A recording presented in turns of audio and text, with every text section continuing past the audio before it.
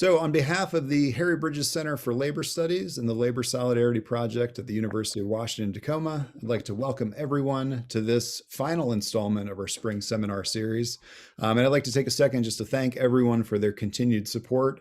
And because this is the last event of the year, I wanted to add a special shout out to our Dean, Ann Bartlett, of the School of Interdisciplinary Arts and Sciences for her support over the last year, both financial and existential. It has meant a great deal to everyone involved with this project. So today we're joined by Dr. Barry Eidlin, who's an assistant professor of sociology at McGill University in Montreal. Dr. Eidlin's a comparative historical sociologist with an interest in the study of class, politics, and institutional change. His scholarship has been published in the American Sociological Review, Politics and Society, the Labor Studies Journal, and Labor History, and his work has appeared in Jacobin, the Washington Post, and the Globe and Mail. He's here with us today to discuss his recent book, Labor and the Class Idea in the United States and Canada, which was published by Cambridge University Press in 2018. And he frames the analysis around this central question it's sort of deceptively simple. It's like this idea of why are unions weaker in the US than in Canada? But then Eidlin guides us through 100 years of comparative historical analysis that really attends to key moments that kind of map the divergence that shape the trajectory of these nations, their politics, and their people. I thought this was an incredibly impressive work that explores the relationship between the idea of class and the configuration of national political parties. It's also a book I mentioned to Barry before we started that quickly revealed just how little I knew about Canadian history. So it was very humbling. But in the process, and probably because of that, it taught me a ton.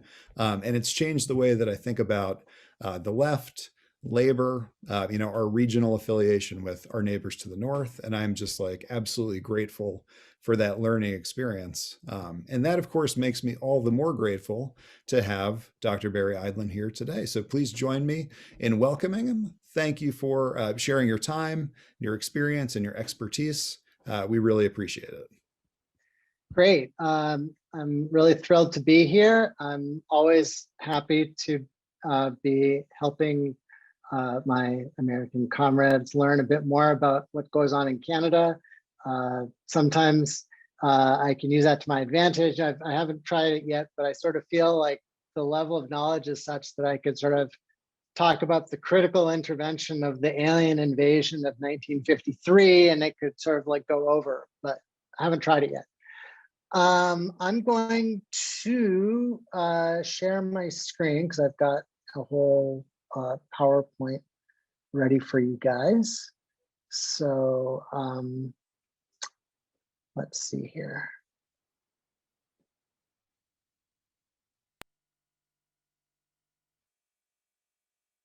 Okay. So you guys can all see that, right? Okay. So thanks again to Alex for inviting me to speak to you guys. Thanks for everyone for coming.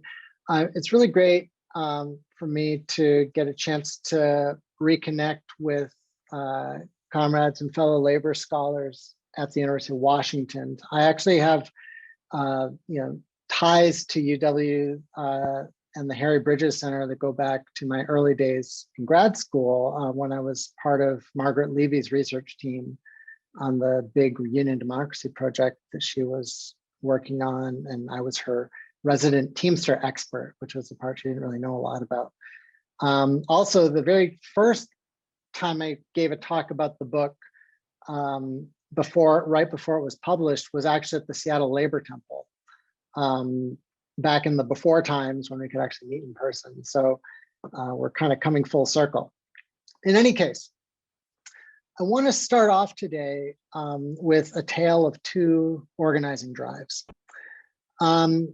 The first involves something you might have heard of, a Volkswagen plant in Chattanooga, Tennessee. So on Valentine's Day, February 14th, 2014, workers at this Volkswagen plant voted by 712 to 626 against joining the United Auto Workers Union, or UAW. Now, while the vast majority of workers who manufacture Volkswagens around the world are unionized, this one US-based plant is non-union.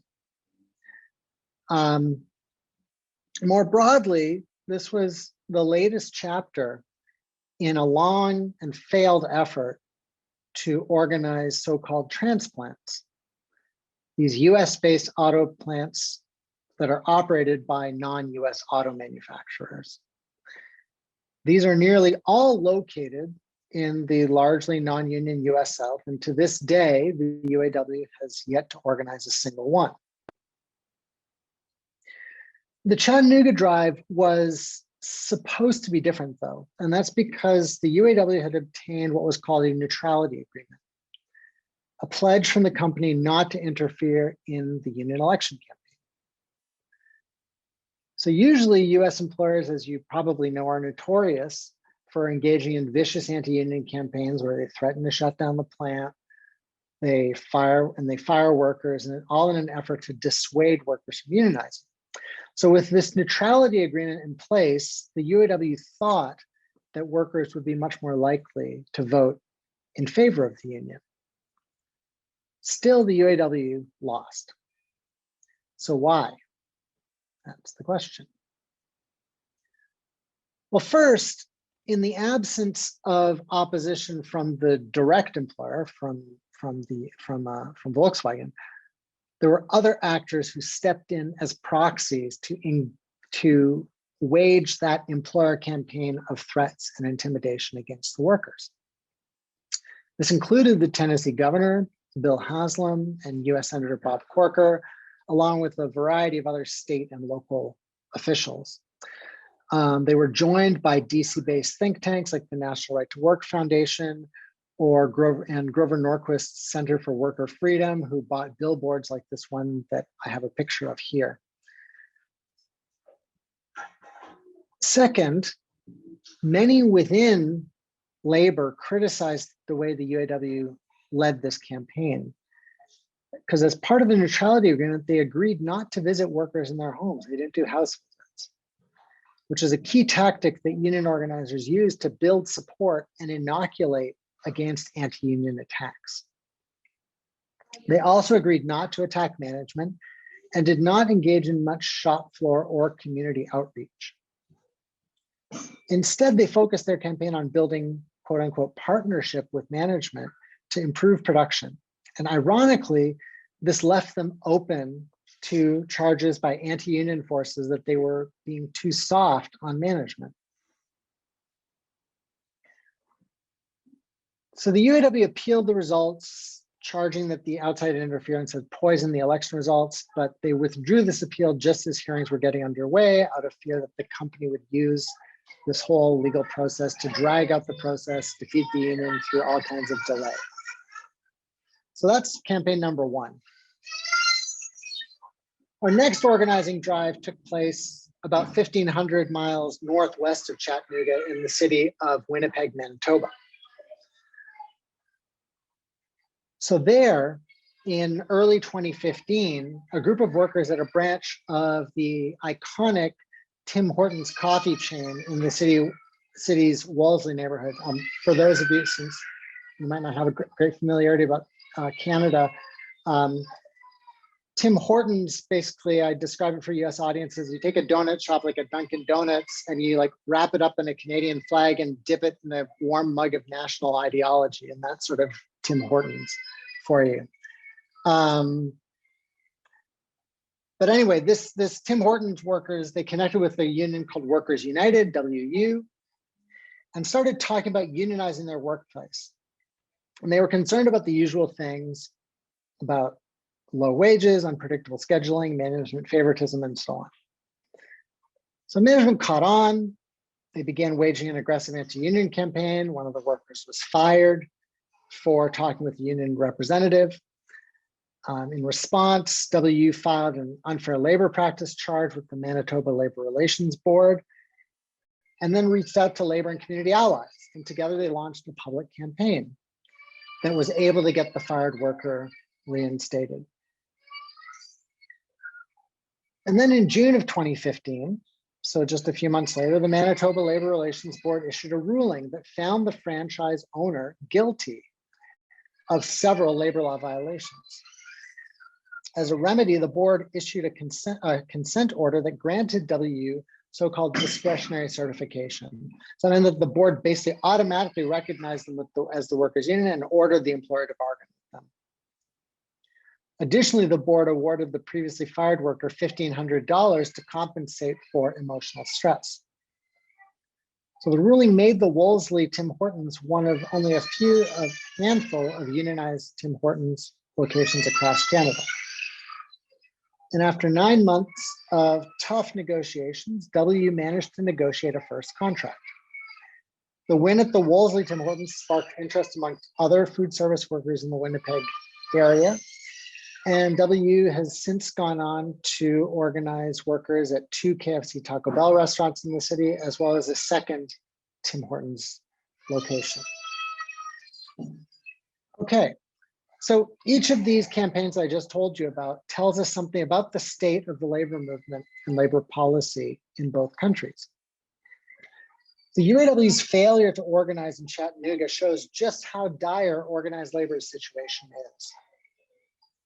Organizing unions is never easy, but the obstacles that US workers face today are truly formidable, and especially in the South. We most recently saw this, of course, with the organizing campaign at the Amazon warehouse in Bessemer, Alabama.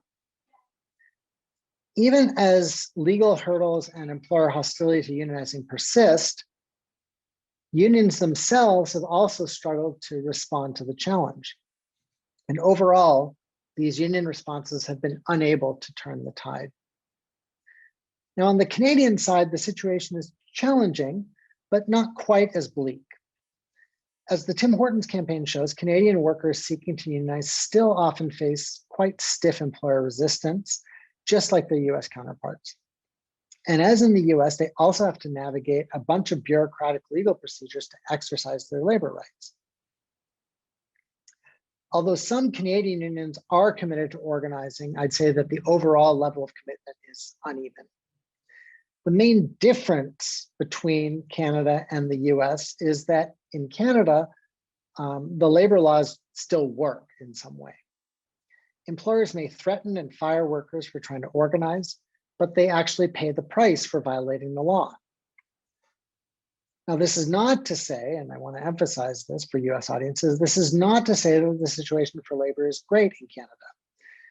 The 35 Tim Hortons workers at the Wolseley Winnipeg location may have won their union, but only after an extremely tough fight. Meanwhile, the chain as a whole remains almost entirely non-union, as does most of the Canadian service sector. The community and labor mobilization in defense of the workers' organizing campaign was certainly an important gesture of solidarity, but nowhere near the scale that you would have to see to get unions back on track in a significant way. Compared to the US, though, Canadian unions remain in much better shape. So if we look at the data, the current percentage of non-farm workers who are union members, that's the statistics we call union density. It stands at 10.8% as of 2020 in the US, as opposed to 29.4% in Canada. So we're talking about union density that's nearly 3 times higher in Canada compared to the US.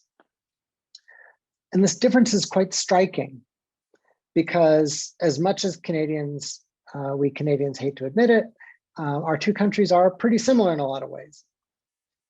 There are a lot of reasons that we would expect union density to be similar in both countries.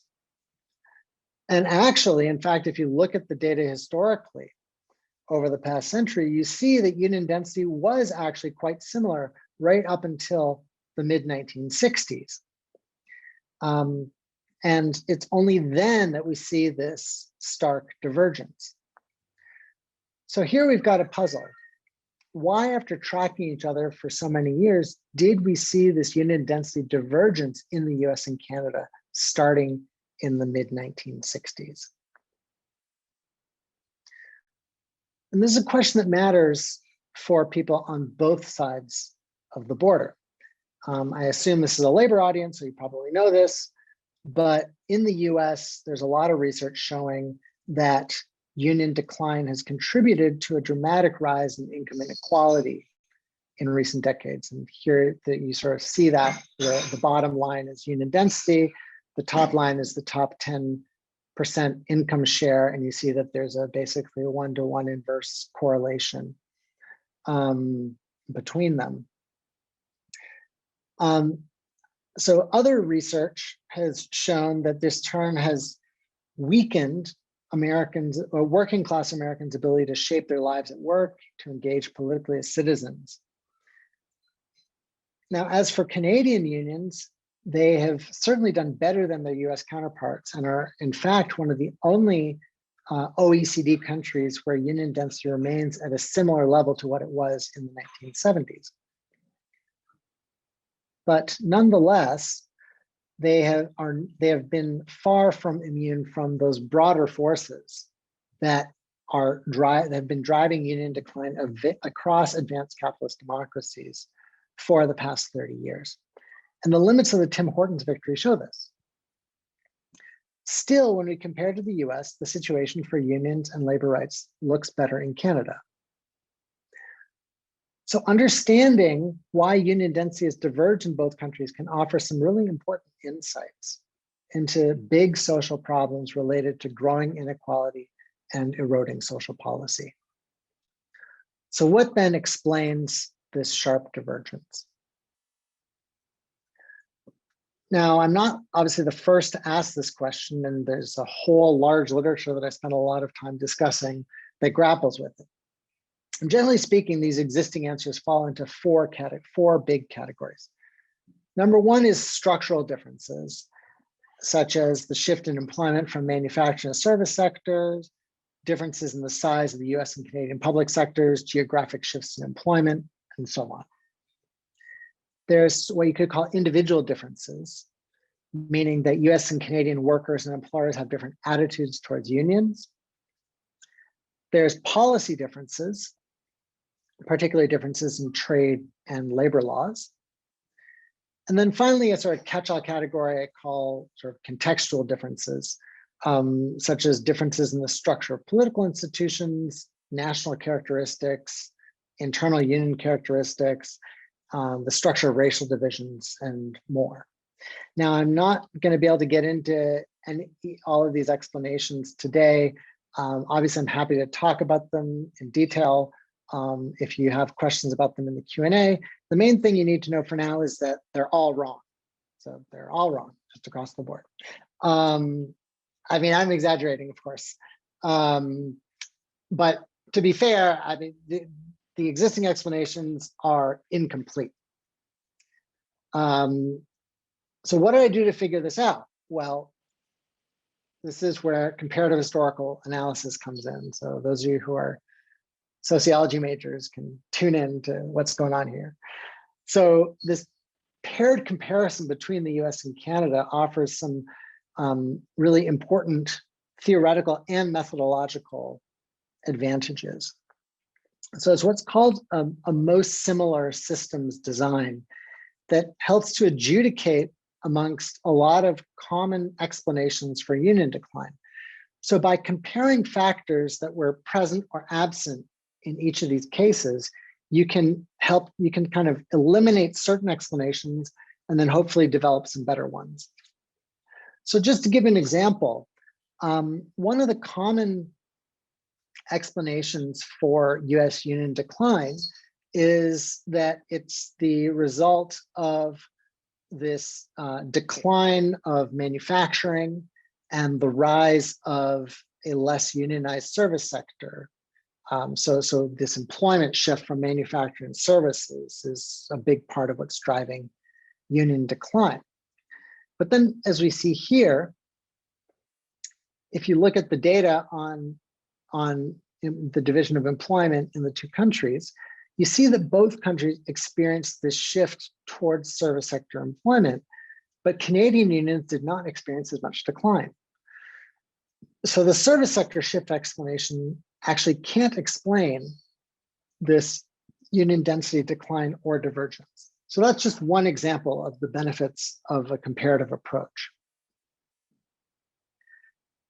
The historical aspect is equally crucial because what seems like a plausible explanation in the present can suddenly start to look less plausible when you turn back the clock.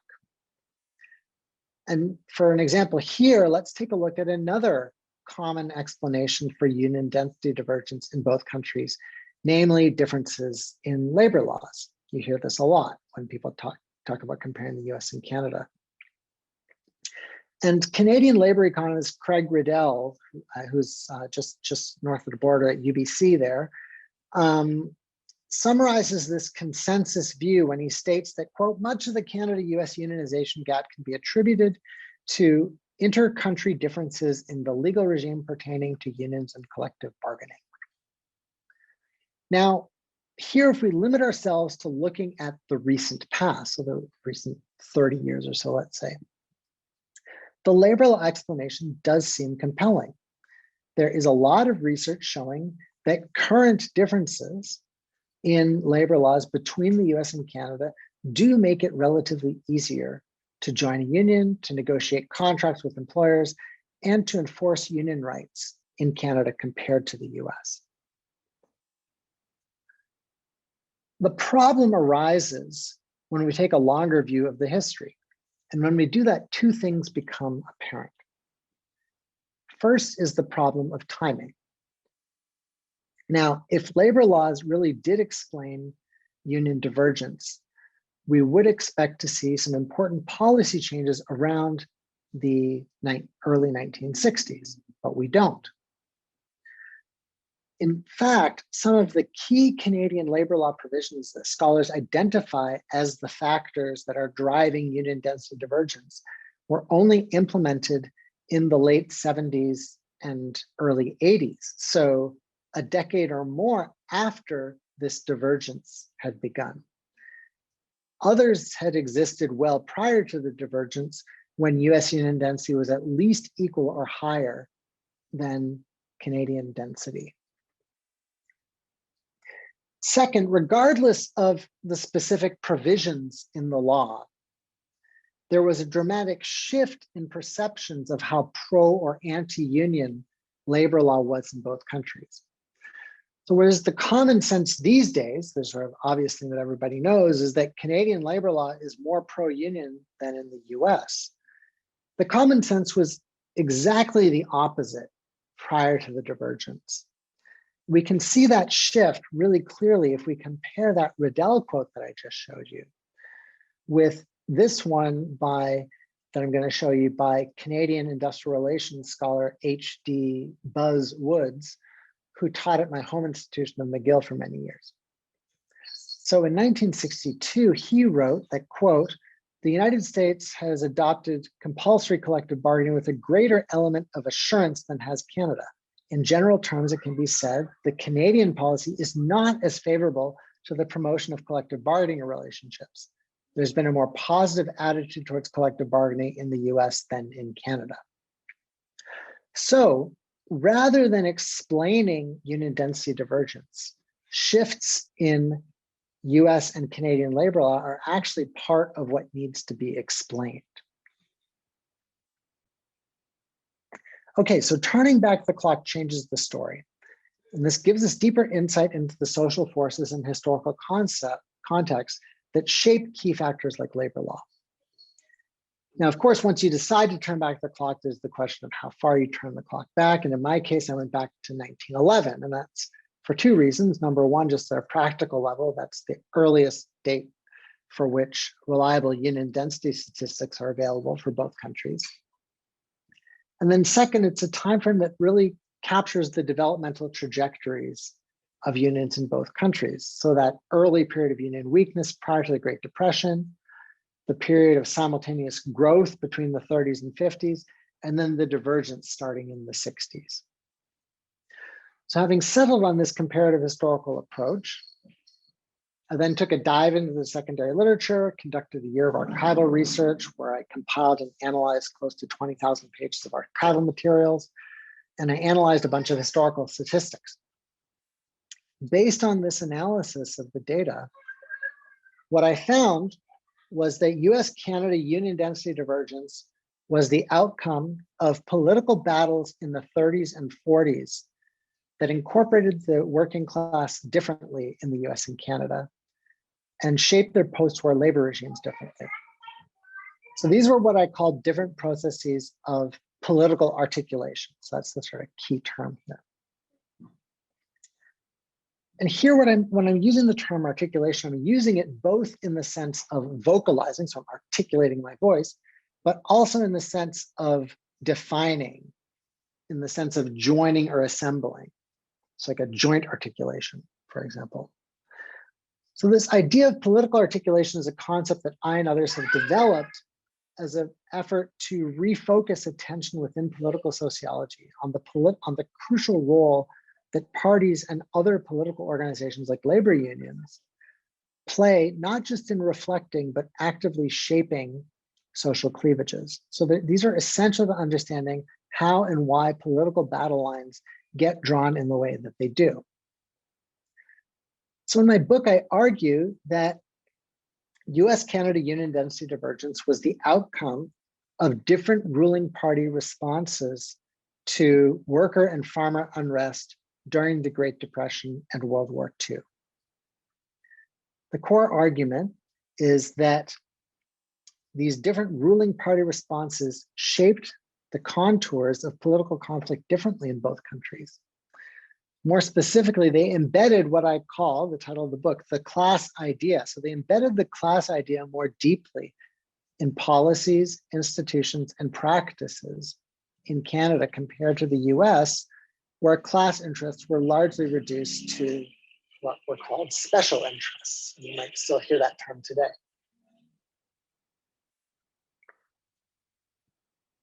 What I mean by this is that in Canada, politics and policy recognize class divisions and the power imbalances underlying them more than in the US.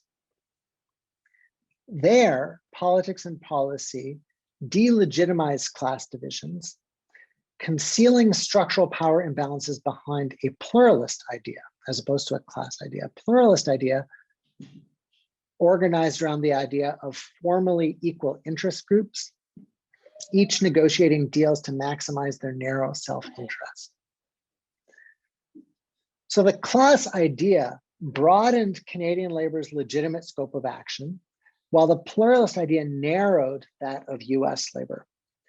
And this allowed Canadian labor to remain stronger than its US counterpart as the post-war settlement between labor and capital unraveled, beginning in the 1970s, which is what led to union density divergence. Now, paradoxically, US labor's long-term decline resulted from what was initially a more pro-labor ruling party response to worker and farmer unrest, while Canadian labor's comparative long-term strength resulted from a more hostile ruling party response.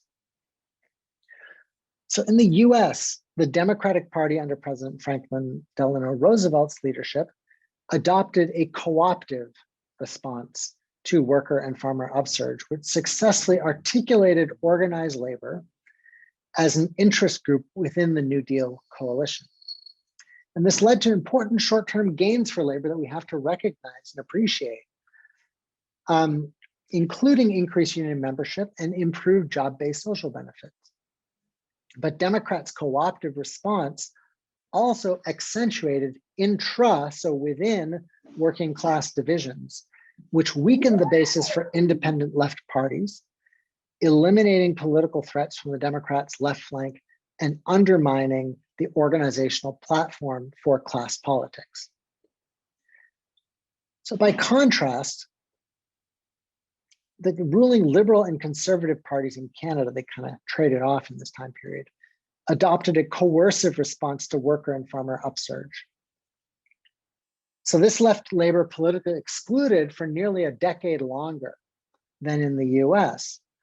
But while this meant that US unions were winning concessions within the New Deal framework, while Canadian unions were not, it also left room for a class-based political party, the Cooperative Commonwealth Federation, or CCF, to take root in Canada. So the ruling Liberals only acceded to Labor's demand for legal recognition under extreme duress in the mid-1940s as wartime labor unrest and the growing electoral threat of the CCF forced their hand. So as a result, Labor was politically articulated in Canada not as an interest group, but as a class representative, seen as pushing not only for the rights of dues-paying union members, but of the working class itself. So Canadian ruling party's hardline response mitigated intra-class divisions and pushed Labor to ally itself with the CCF, which was later became the NDP, or New Democratic Party, which exists today. So this institutionalized a political threat to the left of the ruling parties and legitimized class as a political organizing principle in Canada. Meanwhile, in the US, a similar threat was absorbed into the coalition of an already existing party, the Democrats, but there as a special interest group, just like any other. And these key cross-border differences in the 30s and 40s led to differences in the structure of parties in political conflict, the organizational structure and culture of labor unions themselves, and the structure and development of both countries' labor relations regimes. So since I don't have a lot of time left, I'm going to focus on this last point about how the different processes of political articulation weakened US labor law while strengthening Canadian labor law. And I think this is particularly relevant now as the PRO Act is up for debate in Congress. Okay, so if we start with labor regime formation in the 1930s and 40s, I've already gone over some of the history, but the key point to establish here is that the timing and conditions of labor regime formation were different in both countries. So in the US, the key labor law, which many of you know is the Wagner Act, the National Labor Relations Act, passed in July 1935. So relatively early on in the worker upsurge of the period. Now, as I already mentioned, Roosevelt and the New Deal Democrats pursued this co-optive strategy towards labor unrest. So they passed labor reform both as a way to control that worker unrest of the Great Depression, as well as to incorporate labor as a new constituency within this emerging Democratic Party coalition. Meanwhile, in Canada, the analogous law, which was actually based on the Wagner Act, so copy-pasted in some cases, was a wartime cabinet decree that was known as Order in Council PC 1003. It was passed in February 1944 in the midst of a massive wartime strike wave, just months after the ruling Liberal Party had suffered a series of unexpected electoral defeats and near misses at the hands of the CCF, the precursor to today's NDP. Now, PC 1003 was the product of a coercive strategy towards labor protests. The Liberal Party only acquiesced to labor reform under extreme duress after nearly a decade of trying to impose industrial peace through increased state repression. And due to that coercive strategy, labor was not incorporated into the ruling party coalition the way it was in the US. Instead, it forged an independent, more class-based alliance with the CCF. So those were the key differences surrounding labor regime formation, so the moment of formation in both countries. What then were the key differences in the actual structures of these regimes? First, the US labor regime adopted what we can think of as a quasi-judicial structure. So this separated adjudicative and conciliatory functions, so the process of recognizing unions and the process of conciliation during contract disputes. It emphasized legalistic procedure over settling disputes, and it integrated the labor regime more tightly into the regular court system. By contrast, the Canadian labor regime adopted a more conciliatory structure. So this blended together those adjudicative and conciliatory functions. It emphasized enforcing industrial peace over rigid adherence to legal procedure, and it retained a greater degree of independence from the regular court system. Second, the US labor regime adopted a more nonpartisan structure with the National Labor Relations Board, or NLRB, members appointed by the president to serve as so-called impartial arbiters.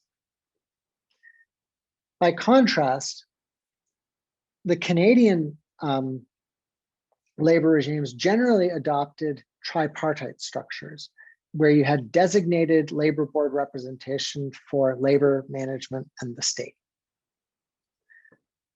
I want to emphasize here that these organizational forms were not at all predetermined. In fact, in the initial stages of regime formation, the US and Canada were reversed, with Canada having this more quasi-judicial nonpartisan structure and the US having a more conciliatory tripartite structure. The structures that policymakers settled on emerged due to the different organizing logics that lay at the heart of these two labor regimes. So in the US, the central goal was establishing and enforcing collective bargaining rights. Within a rights framework, this more legalistic quasi-judicial structure was the one that made more sense. In discussing the design of the board, Labor Department officials noted that, quote, the board is supposed to exercise quasi-judicial authority and should refrain from weakening its own position by urging employers and employees to take steps which might bring about temporary peace, but which are not based squarely on justice and legal rights. In the same vein, designers settled on a more nonpartisan structure for the NLRB that would mimic the autonomy of the judiciary branch in the regular courts and to keep partisanship out of the equation. Secretary of Labor Frances Perkins noted that, quote, it seems preferable to me to retain the present status of the board as one completely representative of the public, rather than make it openly tripartite in character. The latter arrangement would inject partisanship into a situation in which it is extremely important to maintain as much impartiality as possible. In Canada, the central goal was enforcing industrial peace. So as such, maintaining judicial impartiality was far less important than the goal of controlling labor militancy and preventing strikes. Given the way that union recognition and strike suppression were intimately intertwined in the creation of the Canadian labor regime, so too did it make sense to establish this more fluid relationship between adjudicatory and conciliatory functions at both the federal and provincial levels. And it's important to recognize that most labor law in Canada is actually at the provincial level, not at the federal level like it is in the US. And again, the conciliatory model was not a foregone conclusion. Canadians experimented with quasi-judicial structures, but found they were poorly designed for intervening in labor disputes and enforcing industrial peace. Instead, they opted for this more conciliatory model that blended these duties of union certification and strike suppression. In the same vein, the decision to opt for this more tripartite structure was closely related to the Canadian state's central goal of enforcing industrial peace. The idea was that class representatives' greater familiarity with the dynamics of industrial relations would facilitate reaching agreement and avoiding strikes. Additionally, their representative status would ease both parties' acceptance of the legitimacy of board rulings.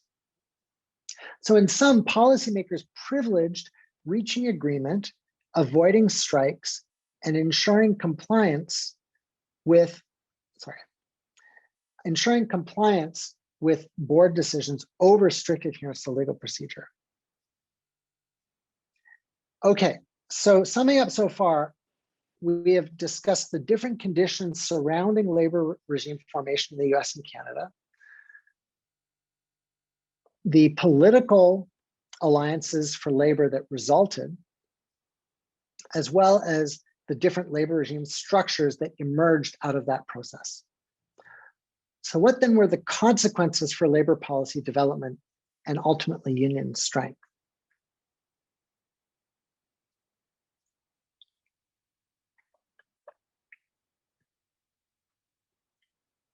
So here we have to look at how US and Canadian labor regimes translated labor issues into the political realm. To reiterate, the Canadian labor regime was organized around a class idea and focused on enforcing industrial peace. So as such, it recognized class conflict as class conflict and sought to control it.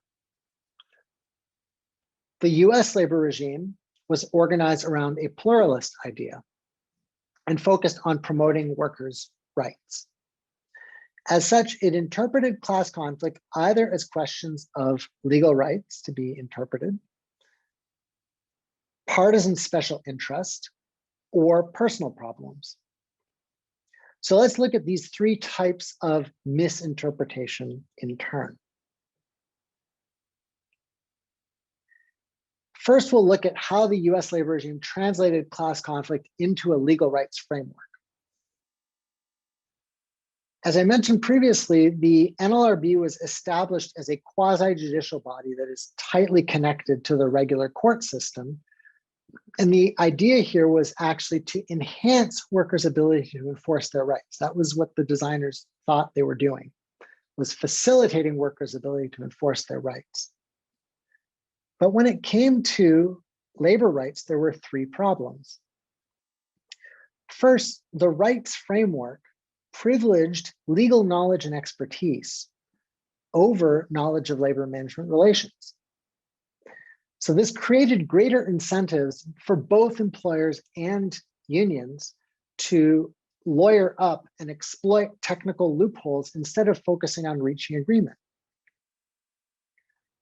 It also led unions to focus more on sharpening their legal arguments and less on member education and mobilization. Second, in mimicking the formal structures of the judicial system, the rights framework obscured the inherent power imbalance that exists between workers and employers, instead emphasizing the strict formal equivalence of the opposing parties before the law. And third, the rights framework of the US labor regime created an opening to express concern for quote unquote balancing workers' collective bargaining rights with individuals' free speech rights and employers' property rights. So there's this sort of three-way balancing act. Part of this was rhetorical, right? I mean, employers consistently complained that labor policy was too unbalanced in favor of unions, but there was an institutional component that was in some ways more important than that. First, the tighter integration with regular courts meant that board decisions were exposed to more substantive judicial review. So what this did, it created a dynamic where judges who weren't necessarily well-versed in labor law or in what unions and what labor management relationships were like, would balance workers' more novel collective bargaining rights against much more deeply entrenched in the legal system, employer property rights. Second, this concern with balancing worker and employer rights led to the establishment of what was called the employer free speech doctrine. This is a real thing, the employer free speech doctrine. And again, this was an effort to transpose those trappings of formal democracy into the labor relations field without taking into account the inherent power imbalance between labor and management. The basis for the employer free speech doctrine was written into the 1947 Taft-Hartley Act, but did not take root as a doctrine until some key labor board decisions in the 1950s. And it was based on this sort of equal time provisions that are quite common in political electoral campaigns. In theory, it allowed employers to make their views known to workers so that workers could make a fully informed decision about joining a union. Of course, in practice, it allowed employers to engage in systematic campaigns of threats, terror, and intimidation to prevent their workers from unionizing. And again, this was on display in spades with the recent campaign in Bessemer at Amazon. So all told, the US labor regime's focus on rights weakened unions' ability to defend their rights by emphasizing legal proceduralism over substantive outcomes, and by balancing labor rights against more established free speech and employer property rights. The situation looked quite different in Canada. Now, there was certainly a tendency towards legal proceduralism in Canada, for sure.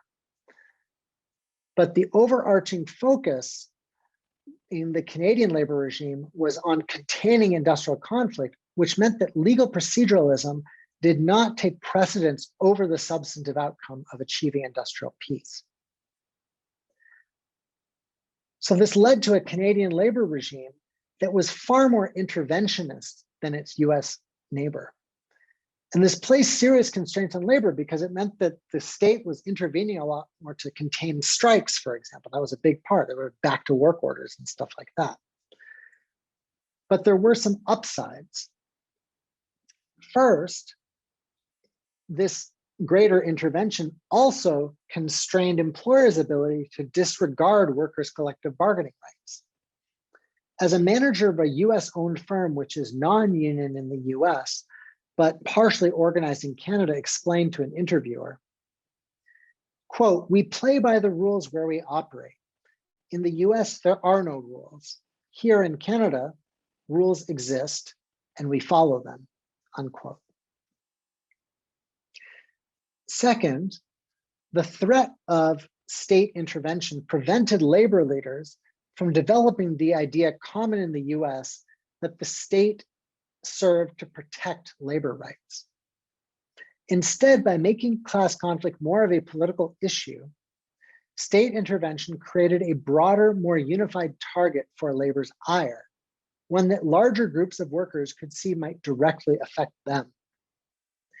And this, along with closer ties to the left, which I discussed in chapter 5 of the book, fostered a more independent oppositional labor movement in Canada. Third, the state's willingness to restrain labor to enforce industrial peace gave employer charges that the labor regime was unbalanced in labor's favor far less bite. Canadian state officials, in fact, prided themselves on their more balanced labor regime. As Deputy Minister of Labor W. Elliott Wilson noted in 1948, in response to Canadian employer calls for a Canadian version of the Taft-Hartley Act, quote, "Canada has been fortunate in that it has not gone to extremes. The pendulum has not swung too far in either direction," unquote. Fourth, the Canadian focus on industrial peace recognized that inherent power imbalance between labor and management and the distinctive nature of industrial conflict resolution. As a result, the Canadian labor regime was granted more autonomy from the courts than in the US. So whereas US courts routinely ruled on substantive aspects of labor board rulings, so they sort of got into the weeds of what the actual decision was, Canadian judicial review was and is largely limited to procedural questions. So did they follow the letter of the law? Industrial relations specialists, those most familiar with the dynamics of industrial conflict, usually had the final say in labor board decisions. making the US-style conflict between collective bargaining and individual property rights much less of an issue. Okay, so that's the first, what we can call misinterpretation, the one of class conflict as legal rights. Now let's look at the second misinterpretation, class conflict as partisan special interests. To understand this one, we need to look at how the ostensibly non-partisan structure of the NLRB actually made it incredibly partisan. And the key here is to understand the type of partisanship we're talking about. The authors of the Wagner Act were concerned about partisanship along class lines, right? So they didn't want direct labor and management representation on the labor board. But what they got instead was a board that factionalized along party lines, Democrat versus Republican. So this trend first emerged under President Eisenhower, who abandoned Presidents Roosevelt and Truman's custom of appointing academics and civil servants to the NLRB. Instead, Eisenhower appointed management-side labor lawyers. So board appointees no longer represented a disinterested idea of the public, but rather the political agenda of the president who appointed them. So President Kennedy proceeded to appoint more pro-labor board members who overturned several of the Eisenhower board's most egregious pro-management decisions. And then this back and forth would continue under subsequent presidential administrations. But the back and forth consistently bent over time in a pro-management direction.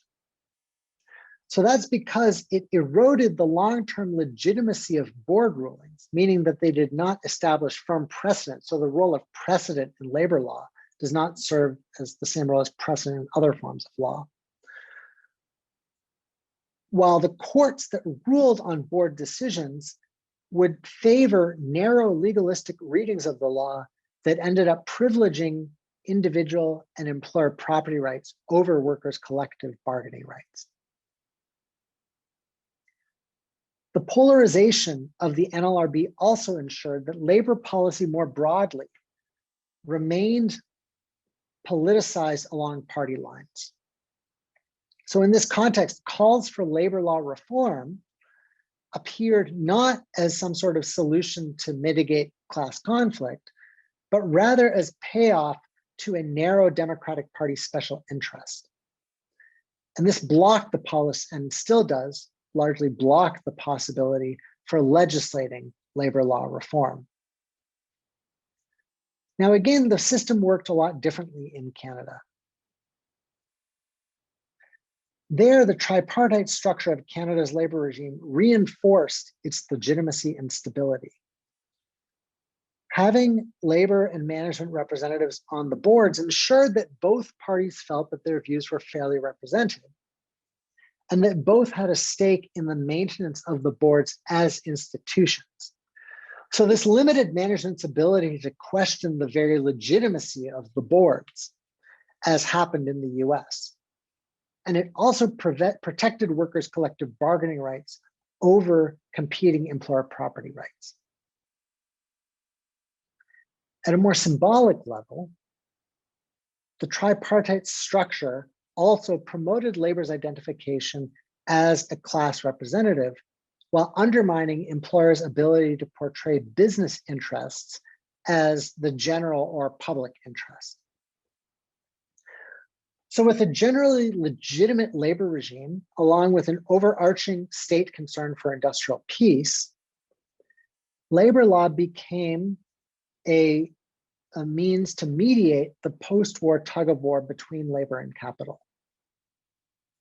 Labor unrest would lead to state intervention, which would then culminate in legislative amendment of labor laws.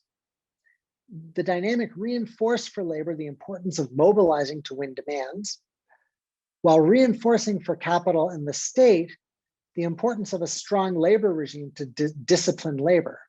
So there was an interest even for anti-union forces in Canada to shore up the labor regime. Taken as a whole, the key difference that emerged between the US and Canadian labor regimes is that in Canada, class conflict kind of bubbled up and was addressed by the state as class conflict, as what it was. In the US, that process was disrupted. So class conflict still bubbled up, but it got sidetracked or diffused into legal procedures or refracted through the lens of political partisanship. And this difference became especially apparent when both labor regimes came under stress starting in the late 1960s. The macroeconomic shifts of the period led to an uptick in labor militancy in both countries. As you can see here in this graph that shows the number of strikers per year as a percentage of non-farm employment in both countries. So while this initial spike that you see in the mid-1960s, that takes off in the mid-1960s, the initial spike was similar in both countries. As you can see, the takeoff was much more significant in Canada, and the effects of this spike were quite different. And they were different in ways that illustrate how class conflict translated into the political realm differently in both countries. And I think the best way to sum this up is here to tell the tale of two government reports, each issued within a few years of each other.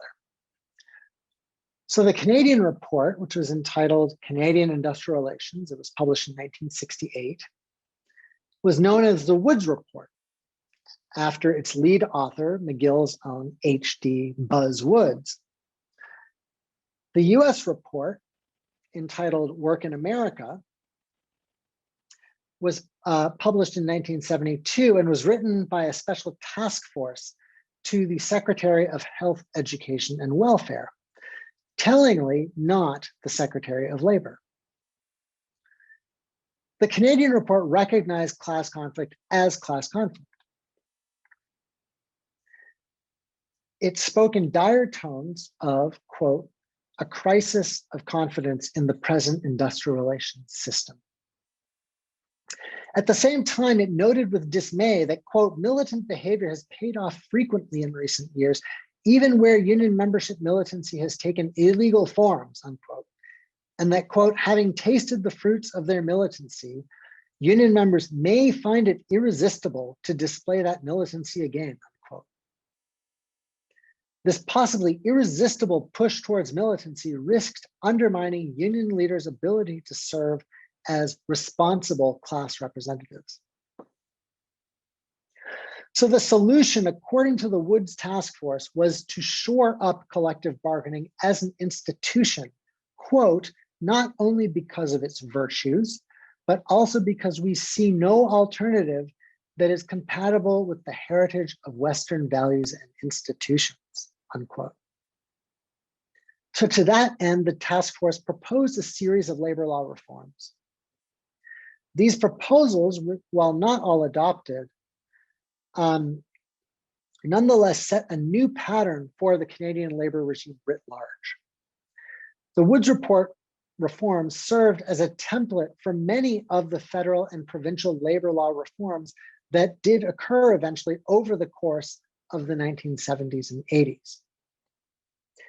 And even though the strike wave, as you saw there, subsided in Canada, that upsurge left a legacy in those policy reforms, which mitigated the trend of union density decline that has characterized most of the industrialized world in recent decades. So in the Canadian case, that the Woods Task Force reinforced the existing pattern of labor regime development, where labor militancy led to state intervention, followed by periodic policy reform.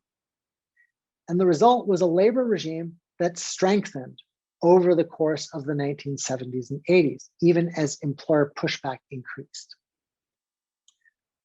Now, although it was responding to a very similar crisis, the US report was very different from the Woods report. Whereas the Woods report recognized class conflict for what it was, Work in America saw the problem as related to, quote, the alienation and disenchantment of blue-collar workers, unquote. Rather than seeking to examine the possible structural causes behind the wave of wildcat strikes, the authors instead plumbed the depths of workers' psychology to understand the problem. So out of 284 pages in total, exactly 2 pages of the entire report even mention unions. And even then, only to note that unions were also contributing to the problem of worker alienation. This omission shows just how much the class idea had eroded in the US by this time. The idea that social classes or unions could play a role in shaping broad social issues was virtually unthinkable by this time. Instead, both economic and social problems were framed at the level of the individual. The difference between the two reports is especially startling when we consider that US and Canadian union density was still fairly similar at this point. The yawning gap we see today did not yet exist. But the gap that did exist was the gap between class conflict and politics.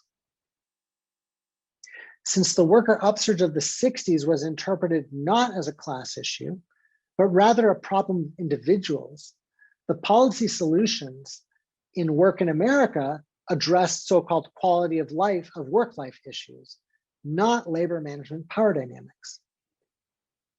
So workplace protests in the US did not translate to policy reform as it did in Canada. Now, of course, this is not to say that labor policy was not in dire need of reform. To the contrary, labor regime erosion and union decline was already very evident by the 1970s. But with the labor regime incapable of translating worker pressure into policy reform, a major labor law reform bill died in 1978, despite having a Democratic president in office and Democratic control of both houses of Congress. Eerie echoes of today, or possibilities for today. Key to the bill's defeat was the charge that it was political payback designed to benefit a narrow special interest allied with the Democratic Party. Just as an example, a Wyoming employer wrote to President Jimmy Carter to tell him that, quote, only 25% of the workers in these United States are unionized. It has always been my understanding that the president was elected to serve the total population and not just one special segment, unquote.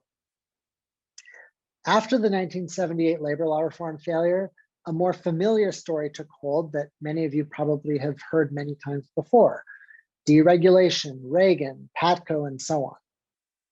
But all those events did was little more than expose the weakness of a labor regime that had already been eroding for decades. Now, there's a lot more to the story that I haven't covered today. I'm happy to answer questions in the Q&A, but what I hope to have shown here is that in seeking to understand the causes behind union decline and divergence in the US and Canada, we can't simply look at the laws. We have to look at the broader political economic context in which those laws took shape and developed over time. So rather than simply concluding that the legal deck is more stacked against the VW workers in Chattanooga than the Tim Horton workers in Winnipeg, we have to trace the paths that led to those decks being stacked differently. And one thing that we saw is that the political economic context shifted dramatically over time. Canada was not inherently more pro-labor than the US. For many years, it was the Canadian state that was more hostile towards unions and Canadian laws that were less favorable towards unions. To understand why the context shifted, we have to look at how processes of political articulation in both countries forged different political coalitions, and then how those coalitions shaped the complex interaction between labor militancy and labor policy. Taking a step back, I think this research deepens our understanding of the complex interaction between state repression, social mobilization, and institutional development. So building on this paradoxical finding that US labor's weakness was the consequence of what was initially a more pro-labor response to working class upsurge, while the more hostile state response in Canada ultimately led to a more stable and protective labor regime. Further research could examine in more detail, perhaps, how state repression shapes movement goals and strategies, while also having long-term, often unanticipated consequences for the development of states and social movements. I think it's particularly interesting to think about whether there's something like a sweet spot of state repression, something that's just enough to stoke independent social mobilization outside of normal politics, but not so much that it renders social mobilization completely impossible. For the moment, though, I'm just going to leave that research to others. I'd like to thank you for your time, and I very much look forward to your questions. Thank you. Excellent. Thank you so much. I would like to thank you for your time. Please join me in giving Dr. Barry Eidlin a round of our digital applause here. That was absolutely fantastic. And if you have love the hands, love the hands. If you have questions, go ahead and type them into the chat board. I've got some questions we can use to sort of kill time before the audience produces their questions. I'm really interested in that final notion of the sweet spot of state repression. That's Yeah. fascinating. But I was curious to know a bit about kind of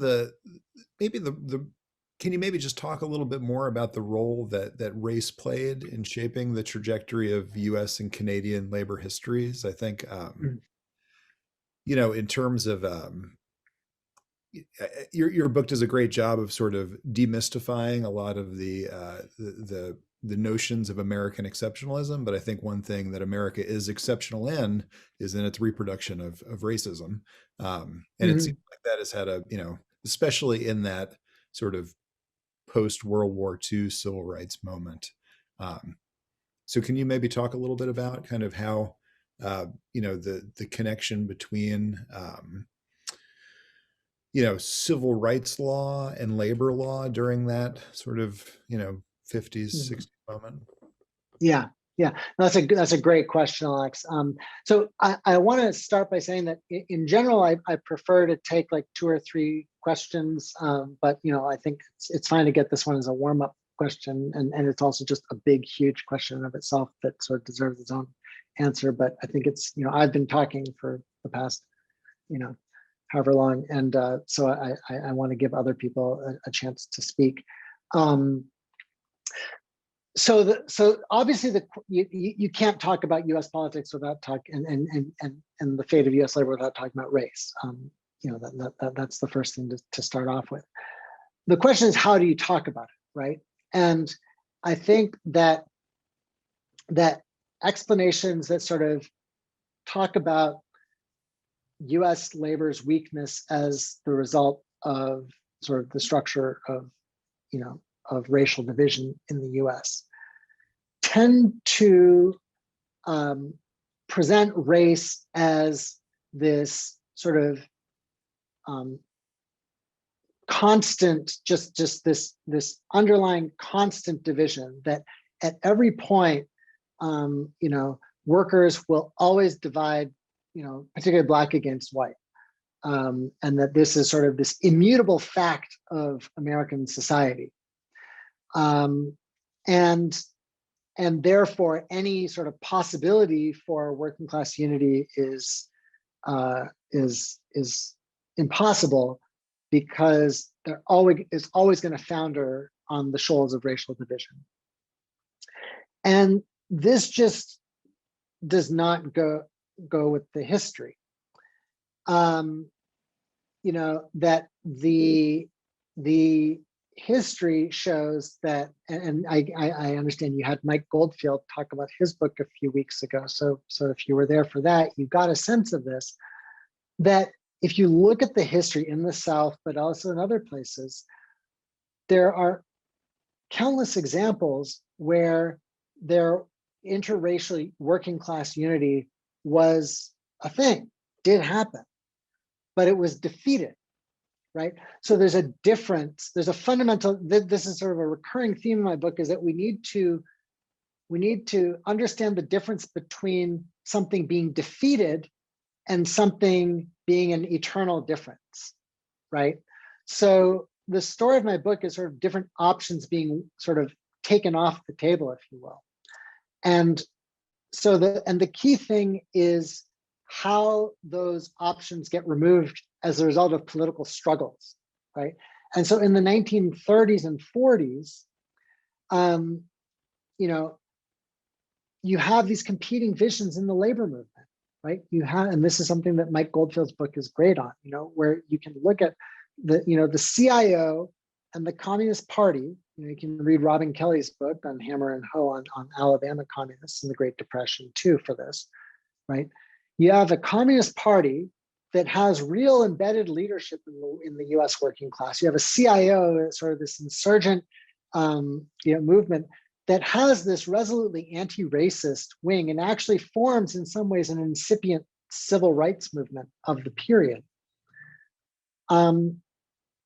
But then by the end of the 40s, you have the consolidation of, you have the defeat of the communists, the consolidation of a conservative bloc within the CIO, and the sort of firming up of an alliance between labor and a Democratic Party that is anchored in a reactionary Southern bloc, right? And so those are the concrete conditions through which racial division is organized in a way that weakens labor. So it's not just this sort of atmospheric, just racial division. It's these concrete historical conditions and the defeat of different historical options that makes it such that race ends up undermining the possibility for working class unity in the United States.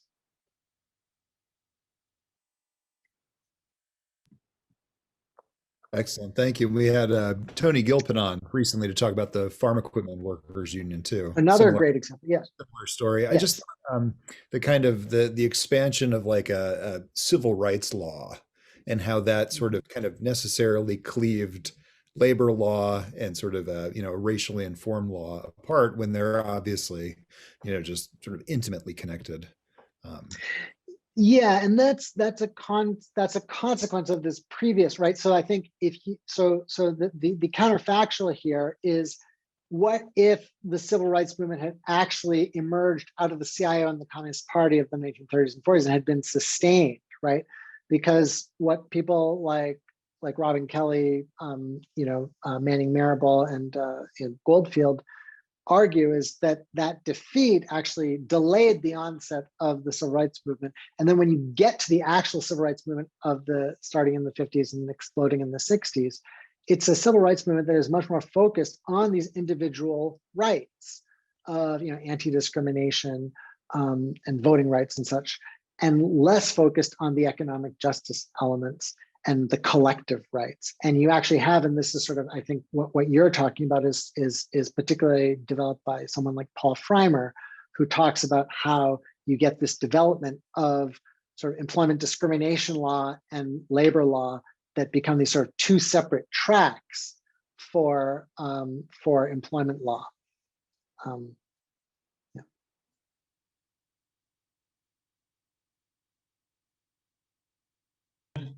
Can I jump in? First of all, I just want to comment on what you said, that Martin Luther King was actually focused on economic justice toward the end of his life and died while he was supporting a strike. But so it wasn't just individual rights. There were elements of the civil rights movement that were focused on economic justice. But what I want to ask you, I actually have an interesting background. I worked for the NLRB for 8 years, from 79 to 88, and then became a labor educator, and then went to work as a lawyer for a union. My impression of the history of the NLRB was a little bit different than you. It was interesting that you said that management attorneys were appointed by Eisenhower instead of civil servants. My impression was, when I came in, there was a board that had been stable for well over a decade, with Fanning and Jenkins reappointed by presidents who were Republicans and Democrats, and was called the Fanning-Jenkins Board commonly, and was considered, you know, they weren't changing labor law back and forth like we've seen in recent years. And then when Reagan came in, he appointed Donald Dotson. While I was there, and unfortunately, I had to walk by a picture of Ronald Reagan every day in the lobby. But the Dotson board, of course, was quite extreme. Not just Dotson, but other members of the board like Hunter. And then you had over the last, it was 1980, so over the last 40 years, every time it changes from Republican to Democrat, the board completely changes, the precedent changes each time that there's a flip in the board because of this, what you pointed out, that there are the ruling party gets 3 members of the board, the other party gets 2 members of the board. And I found your analysis interesting about, appointing political appointees as opposed to civil servants or a tripartite board. But I thought this happened later, around 1980, and you said it happened in the 50s. So I'm interested in that part. Well, what would you say to that? And that, if it happened in 1980, it goes along with PATCO and the rise of the conservative movement in the United States.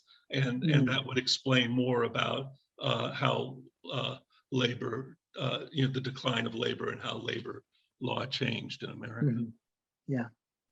And then I see Charles asked a question in the chat. Should I just answer both of those? Alex?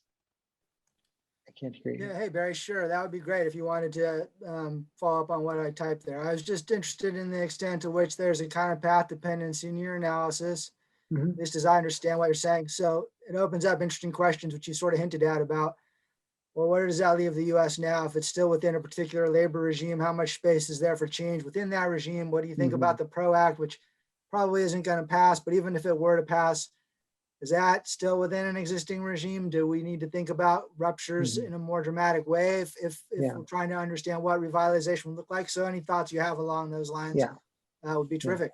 Great. Thanks. Okay, these are great questions. And Joel, I want to start by saying I'm acutely aware of King's more economic justice element. I never cease to emphasize that with my students.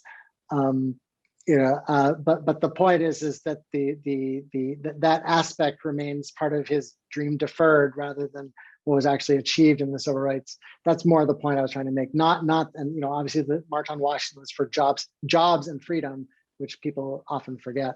The point is that aspect of the movement was far less successful. But I don't have as deep a knowledge of the NLRB as you do, as with your insider perspective. I think that the broader point, I think what you're saying is actually quite in line with what I was actually arguing in the book. So the trend that of the partisanship, the political partisanship, emerges under Eisenhower, but it doesn't come to full fluorescence, I say, until the Dotson board, right? But the point is that what I guess is sort of where I ended in the conclusion, right? Where I say that, there's this story of the 1980s, right? Of Reagan, PATCO, Dotson board, all that stuff. And all that did was sort of ratify these or reinforce these patterns that had been developing for decades prior, this pattern of erosion. And so I think that erosion dates back to the Eisenhower administration.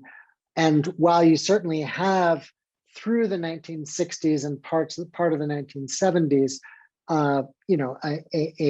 a greater acceptance of the legitimacy of workers and collective bargaining rights and that kind of thing, and this idea of industrial democracy. The structure of the board is still leading to this path, particularly this whole thing with judicial review and the sort of balancing of employer property rights with collective bargaining rights, and that leads to sort of restrictions on the right to strike and stuff like that. So that's sort of the point that I'm trying to make with the board structure. Now, Charles's question is really kind of the crucial question, really, I'd say, because you're right. There is a huge dose of path dependency in the argument that I'm making, and so are we locked into, to use that other thing that gets talked about, are we in a lock-in, right? Are we going the way of Betamax or something like that, right?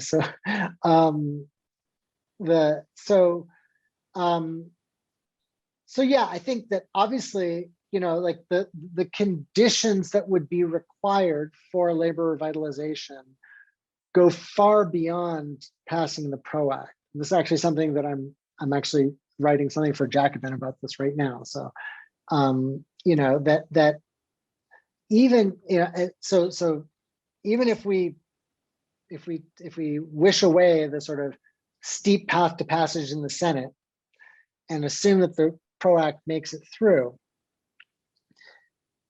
I would argue that that's not going to be anywhere near enough to turn the tide. And actually, we just need to look at what happens in Canada, right? Because the PRO Act would basically bring Canadian labor law to the US. That's basically what the PRO Act would do if you sort of have a one-line summary. It's basically like implement Canada's labor law in the US.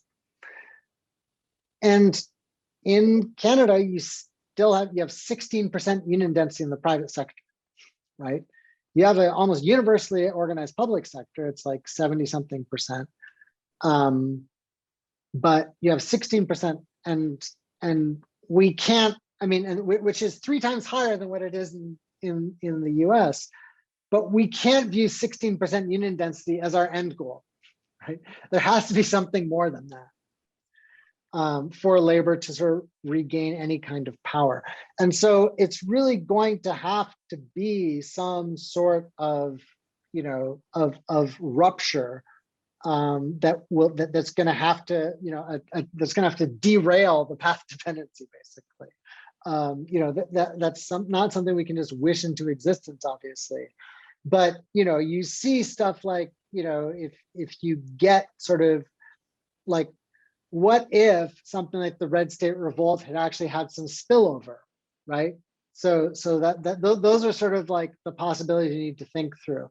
But it's really that kind of disruption that increases instead of plateauing that's going to be necessary, because you're right. I think there is this path dependent process that has taken hold that makes it a lot harder, so which makes it a lot harder, like, for us to have a working class based political party that makes it hard to organize unions on a level, on a degree of militancy that's required to confront employers today. And the only thing that's going to be able to switch that around is mass worker mobilization. If I can go back to the structure for just a second, I agree with you entirely that allowing the NLRB cases to go to the courts was a big mistake, because the courts tend to be more conservative. We've had periods where the Supreme Court has been liberal, and I assume the lower courts too, and have come out with good labor decisions. But just by making it so complex and the appeals, it increases the delays, makes it more legalistic. You don't get a final decision for a long time. And generally the courts don't understand labor issues. So I agree with you entirely there that we should have had a labor court system if we were going to have and what that system should have been, whether it's tripartite or the system we have in America. I can't say for sure which one is better, but definitely it shouldn't feed into the regular courts.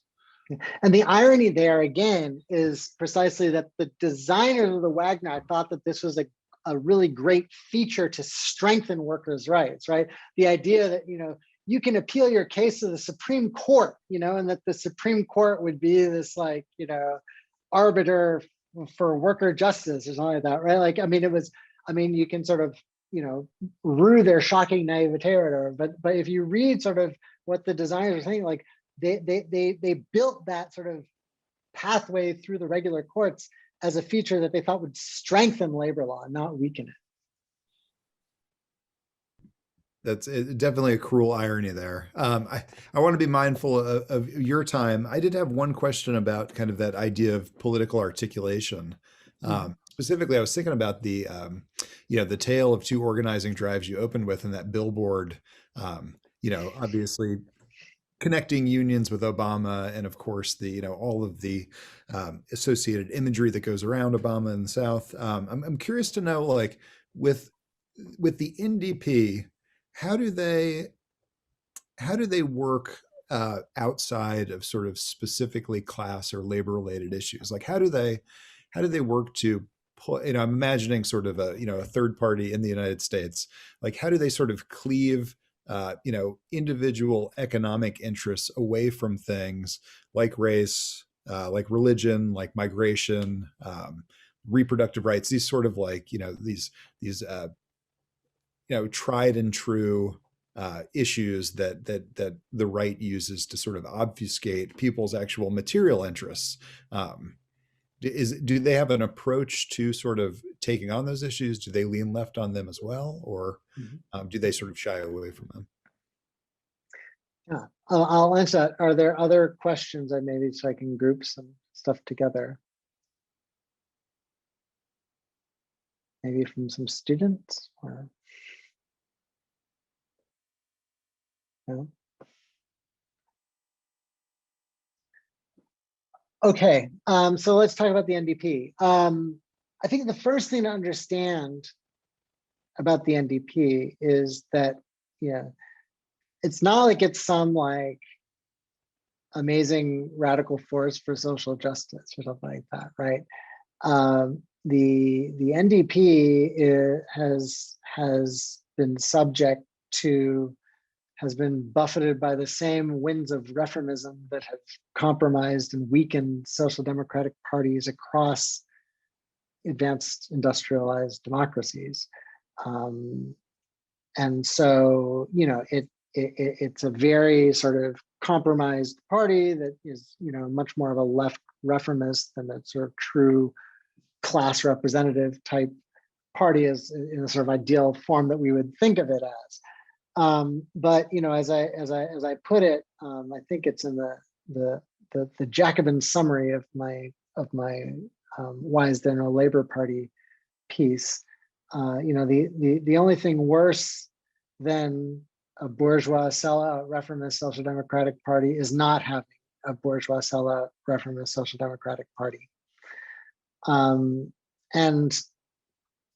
so what that means is that it's a limited vehicle, but it's important. And the way that it remains important is that it has this direct link between, a sort of structural link between the labor movement and the party. Now you have, the AFL-CIO has a sort of voice in the Democratic Party, but it's not structured in the same way that it is in the NDP or in other labor parties, where it has a much more formalized voice.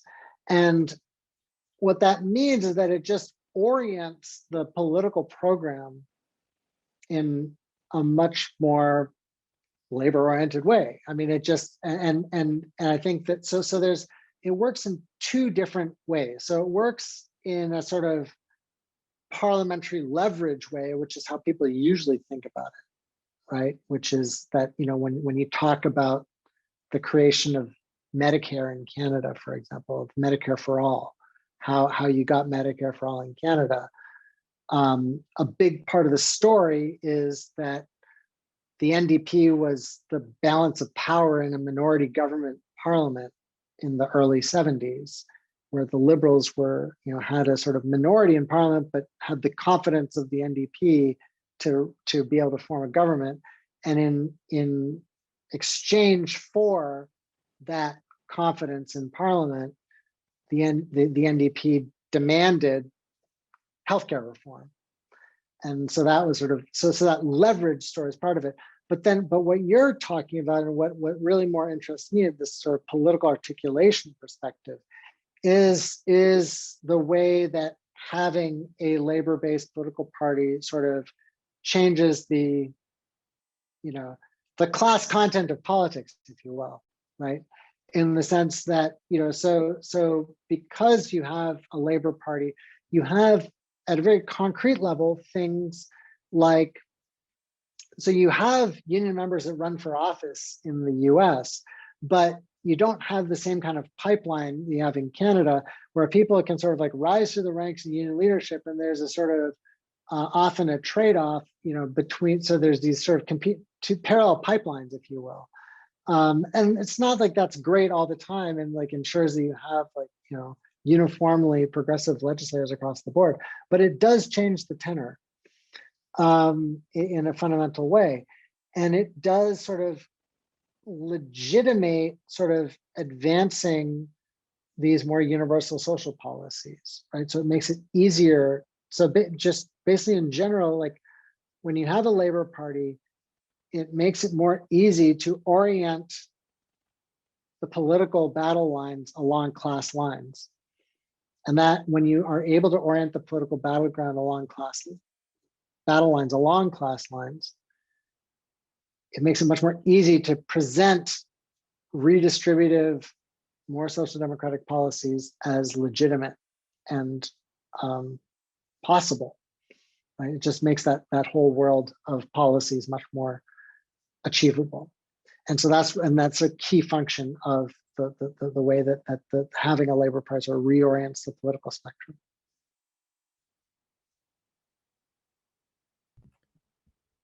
Excellent. Well, thank you so much. Do we have any other questions from the audience? This has been absolutely fascinating. I cannot recommend this book enough if you're looking to sort of, I mean, there's much more to it. Barry, you were very modest in terms of the presentation of everything that's in there.